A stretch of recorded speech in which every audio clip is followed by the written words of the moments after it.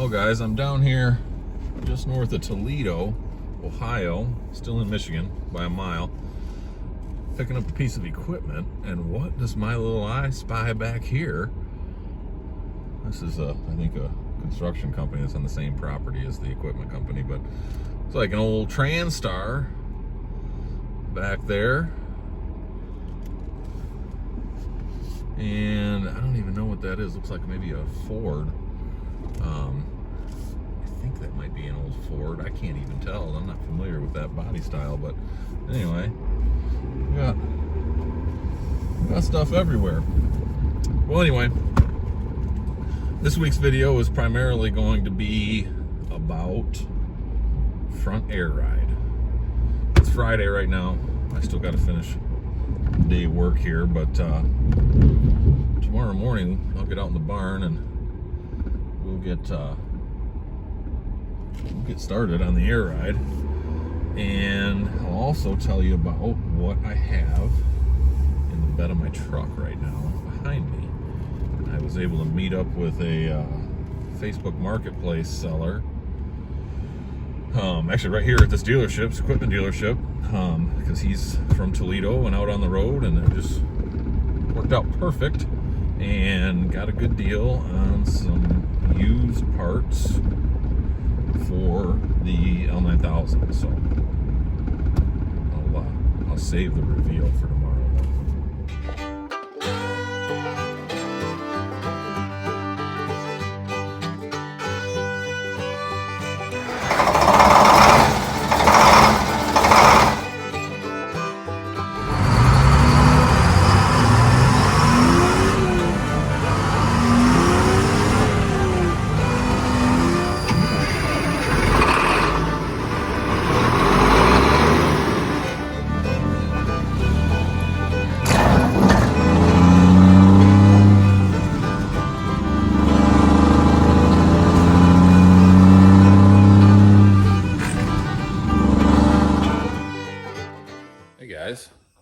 Well, look at that out there. No, not the truck. The sunshine. And I'm in a t-shirt. It is, I mean, this is short-lived, but I'll take it. It's 55 degrees. Tomorrow's going to be probably a little over 60 for a little bit before it starts dropping like a rock, and rain, and then snow. But whatever. It's March. It's how it goes. So,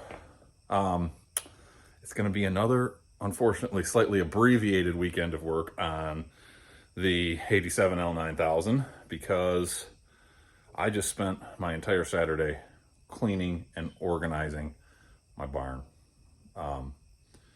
Projects like this just make stuff just accrue, and I've been getting different tools, and I just couldn't deal with it anymore. I'm a little bit OCD, guys, and it was too much for me, and I am pumped with what it is. So let me show you this. We got some bench space. That's awesome. We'll sip a 6-hour-old coffee. Bench space all cleaned up here. Move some storage around. Got all my safety stuff up here. And then, how about that? Ordered some of these awesome battery and tool holders for the Milwaukee stuff. These things are freaking sweet. So we've got all my new Milwaukee stuff hung up. Got the cases now. Of course, once my season starts, a lot of this Milwaukee stuff is going to be hanging out in my truck, because I'm putting in an inverter system in there with a couple of chargers. But in the meantime, and in the winter, this is where it'll be. Still got all the Ryobi stuff there. Chargers all hung up on the wall. Went through and organized all of my drill bits, and because I'd gotten some new bits and stuff for the truck, and anyway, went through and organized, got all some odds and ends, just stuff that was always just floating around, has a home now. You know, my little brad nails and razor blades, and drilled some holes for some hole saws, and then I finally stopped being an idiot and started buying grinding and cutting wheels in bulk, way cheaper, and I got them from my local welding supply place, which means they're actually really good quality. But Got all my grinding and metalworking gear here. Got my my compound miter saw kicked up there. I don't use that very often. It was taking up precious bench space. Cleared out a ton of boxes of parts and old plastic model cars and nonsense I didn't need. It's in the trash or moved to the bus or wherever it needs to be, but much more organized. So we got all the cordless stuff up here, all my corded stuff, my grinders, you know, my 3 corded grinders, palm sander, got a 1/2-inch corded impact, and my polisher. Miscellaneous bags, a corded drill, and a planer that's down there. But all my electrical power tools are there, other than some really oddball ones. Got the grinder, of course, still my crappy little grinder. Moved the drill press up so I'm not ducking around this up here anymore. And got my chop saw out, my Milwaukee chop saw, because it was silly to have that tucked away, and now I can actually use it because it's going to be out on the table. So, did some more organizing here, got some fluids and stuff put away. So all in all, got some stuff over here that I use all the time, like my oil drive container and my creeper. It's not all tucked away anymore. And I got instead stuff like oil drain pans that I don't use very often are tucked away. So just some common sense stuff. You got to do this every now and then, guys. Otherwise, stuff just gets out of control. So anyway, on to the parts haul for the week. So we got all sorts of cool lighting stuff. I'm going to show you a little later what I'm going to do with that. We got some chrome trim rings for little LED button lights. We got a couple of reverse lights. We got some sweet halo oval lights. Some chrome trim rings for the oval lights. We got all kinds of good stuff in there. Tons of little button lights for future use. So we got that. We got some big old grade 8 3/4-inch bolts, Associated Hardware. You know what that's for. We got some fittings for those airbags. We got the last of the fittings I knew I needed. We got a couple of solenoid valves, and completely unrelated, but we got a steering wheel spinner too. So that's all ready, along with the airbags over there, to get worked on. It's going to be tomorrow now, because I have a daddy-daughter dance to go to with my 9-year-old. So I've got to I gotta squirt the old Nancy in here real quick, because I think I just found a leak on it, and I want to check that out. And then I'm probably gonna close this up, and I'll get the L9000 in here tonight. But call it good, basically, for the day. And but regardless, barn is awesome and usable, and I love having everything that I need at my fingertips. Now, the other thing I teased. This is what was in the bed of my truck yesterday. Look at those boys. We got ourselves some aluminum wheels, fellas and fellettes. Some nice stud pilot aluminum wheels. They obviously need one heck of a acid wash and sanding and polish, but I got a message into my polishing guy to see when I can get these up there to him. And obviously we got 4. We're going steel inners on the back. You know, all complete aluminum. There's no need for me. I don't need, you know, less weight. I'm not worried about capacity or anything. You know, it'd be awesome to have them for looks, but like I keep saying, budgets are what they are, and they're real. So got a sweet deal on these. Everything I could find was running somewhere between like $125 and $200 a wheel for used that still needed to be polished, and scored these for $100 a piece.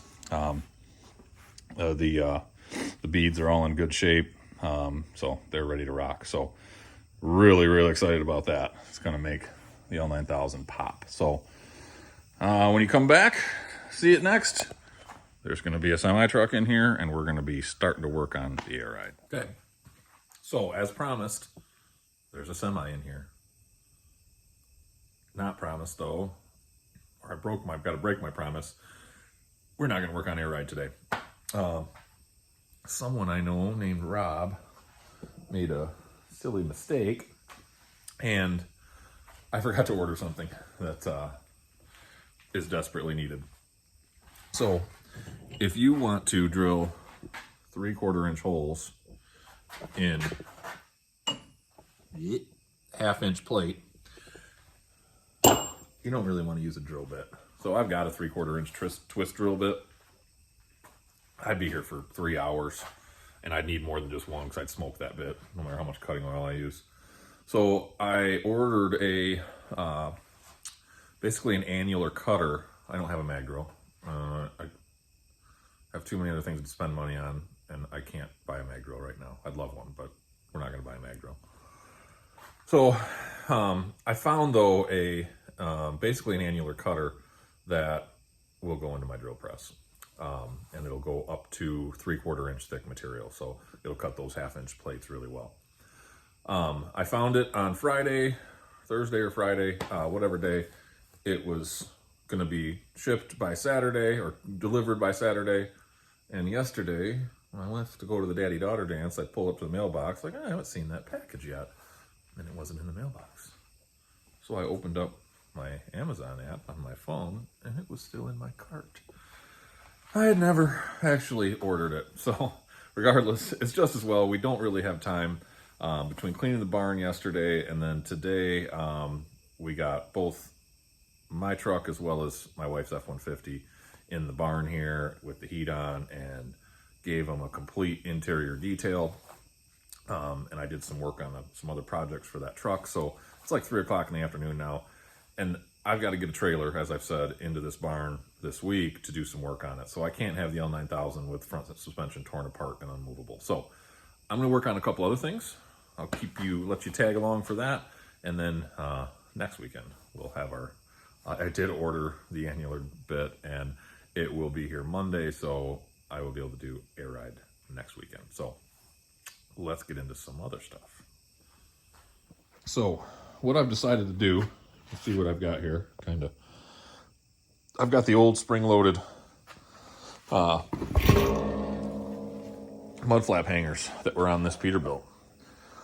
If you remember, I've pre-drilled the holes in my outer plate. I just have some 1/2-inch bolts in there right now as placeholders, essentially. But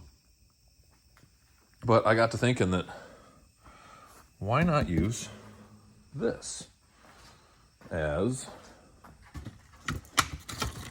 my, I'll grab some things, bear with me. Use this. It saves me around $300 for some fancy chrome ones. And yeah, they'd be awesome, but I also don't want to get too much chrome. I like chrome, but I don't want to go crazy. So what I'm thinking I can do, though, as long as that spring doesn't interfere, I got to get into that right now. But what I'm hoping to be able to do is do a couple of those. I'm also worried about space. So we'll see how this works. If that doesn't work, what we're going to do is, you can see where I'm going with this, is add some lights down below here. What I don't like about that is that they would be visible from the other side, unless I build a whole box, and that's just getting into too much work. And they'd also be getting spray up onto them. But regardless, we're going to do some digging, look around at these springs, see what we come up with, and get to work. The reverse lights, I've got a license plate light I've got to mount right here. License plate's just going to be centered. So I got to test fit a plate, but we should have just enough room, I think, to fit the light. Worst case to worst, if I have to add a plate up here for the light, and then we can fit the license plate down below. But we'll be able to do that. Our electrical trailer plug is going to go here. And then I think what I'm envisioning is reverse lights, one on each side, like that. I guess we could do the angle thing, but then they're getting over in the way of those. So I'm thinking there's just enough room in that 8-inch bar for those to fit like that. So that's my game plan. And that pretty much eats up all of our space here. I do still have that work light. I've just not decided where I want that yet. If I want to have it down here, I don't know. I just don't know if I like the idea of that hanging there. So we'll think about that. Regardless, though, let's get after it. Well, guys, I apologize. I didn't film anything. My 9-year-old got herself in trouble in the house and ended up coming out to join me. So correcting her behavior and having her assist with the project was more important. And it worked out well because I needed somebody to run cutting oil for me. So here's what we came up with. I had some 2x4 tubing sitting around. I couldn't come up with a good way. The lights don't fit in those breakaway mud flap shells. And even if they did, the springs there just doesn't work. So I decided to mount them below and just sandwich them. We still got mud flap, could still go in between there. It'll actually just cover the back of that, and we'll box this end in and put a button light right there just to dress that up a little bit.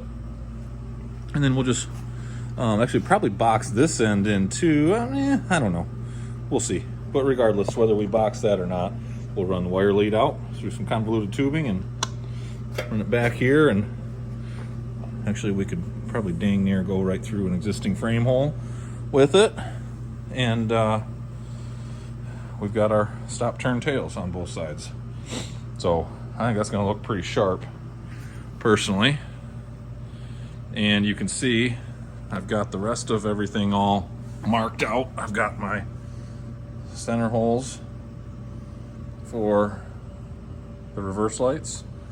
I've got, I use an old license plate, and I've got my, that's where we're going to put some nut certs in for that. We already mounted the LED license plate light, and I already drilled the hole in the back. You probably can't see it through there, but there's wires drilled through.